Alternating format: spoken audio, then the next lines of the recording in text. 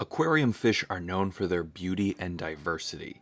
This video ranks the most unique aquarium fish based on their interesting features and appearances, highlighting the fascinating variety found in the world of fish keeping. This list isn't ranked on how good or easy these fish are to keep, or even how much I like them, but rather strictly on how unique they are. Of course, I'll briefly mention some of those factors, but it's not the main focus on this list. Also, I will only be talking about freshwater fish here. Sorry, saltwater fans. But I really don't have any experience in that department. With all that out of the way, let's jump right into the list. Alright, starting off with a pretty well-known oddball fish, we have the Kuhli Loach. In fact, I recently made an entire video dedicated to them. These guys are a cute eel-like oddball fish. They wrap around plants, have a pretty solid coloration, and generally are a great fish in many aspects. Would highly recommend for an oddball in smaller tanks. However, compared to many others on this list, they aren't all that unique. Really, their body shape is the only thing unique about them, and even then it's pretty much just a little eel. So I think in terms of uniqueness, they get a C tier, a good starting point to base other fish on. Gobies as a whole are a pretty weird fish. They look and move a bit goofy. Most of them are super slender, and they have these suction cup fins to stick onto rocks. However, the golden Malili goby is more of a free-swimming goby, changing up their shape a little bit. They're micro-predators eating various microfauna. They are mostly a gold color, with some black patterning on their fins. Overall, they aren't super weird fish, just more rare, so I'm going to put them in D tier. Next up, we have a bit more of a well-known fish, that being the black ghost knife. Now, these are a bit of a larger fish, growing to about 14 inches. Looking at these fish, they have a really bizarre body structure. I mean, they look like a knife. With them having that really large ribbon-like fin that extends almost their entire body. They also have that little point that sticks off at the very end of them. Really, they are mostly black with a couple white stripes here and there, and they can be really shy. So they need a lot of hiding places to feel safe. Very cool and very weird looking fish. There's no denying this is an S tier fish based on the uniqueness of its body structure.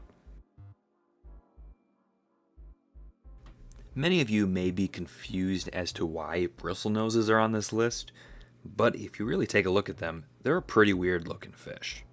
Their most recognizable feature are the bristles that they have on their face.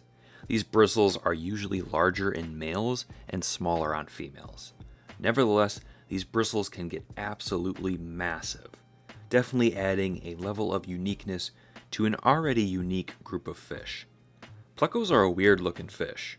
I know we're all used to them by now, but if you really compare them to other aquarium algae eaters, they have some unique features.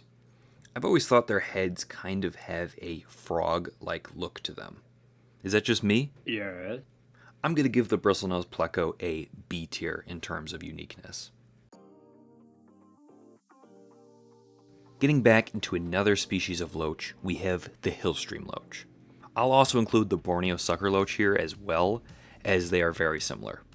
These fish are well known for their stingray-like body, which they use in their natural habitat to stick onto rocks. They can usually be found in heavy flow streams, which do explain why these fish evolved to be so flat, as they can avoid the fast current and stick to the bottom. The colors that these guys have are also really cool. For the Hillstream, they are mostly yellow with a plethora of black lines and spots. For the Borneo, they have more of a brown base color with little yellowish white spots. Both of these fish will be getting an A tier, as that stingray looking body is undoubtedly unique.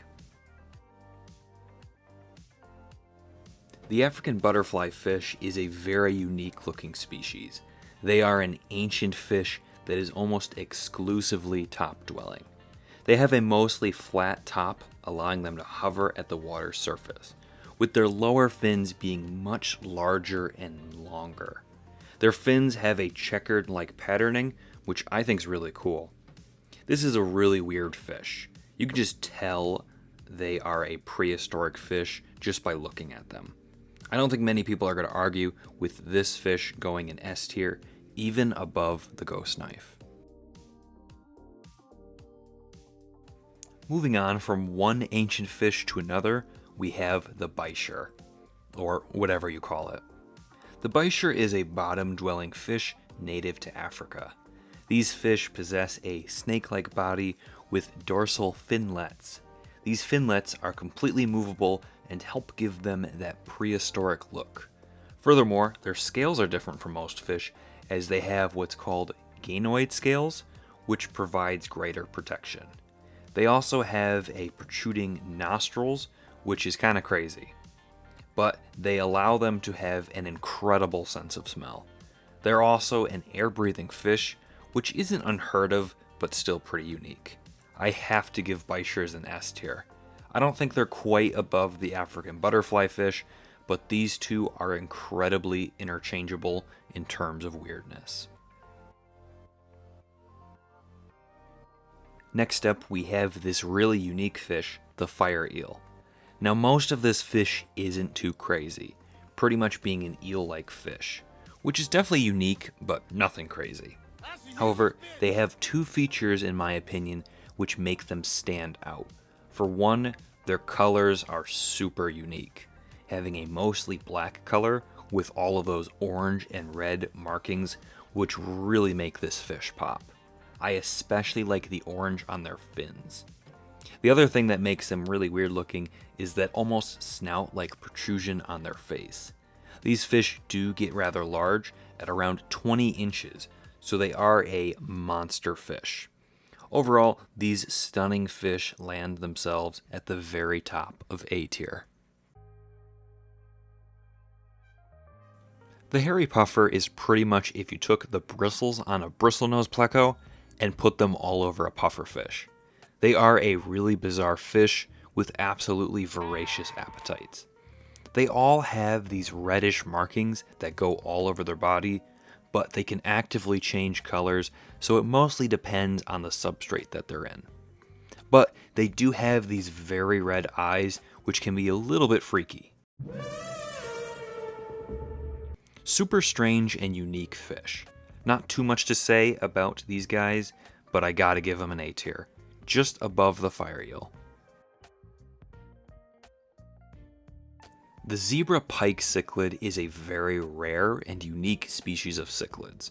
For starts, they have a much longer body compared to your pretty stocky standard cichlid, which gives them a really unique look for larger tanks.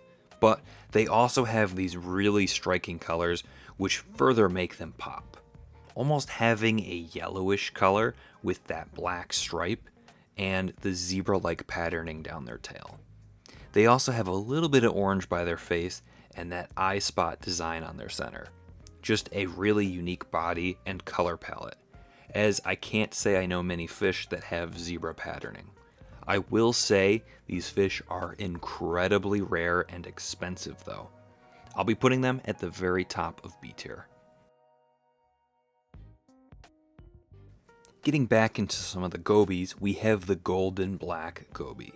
These guys have more of that slender goby body I was talking about earlier, which they use to stick and hang around the bottom of the tank. Like I said, gobies are a pretty weird looking fish, but I chose these ones especially for their color.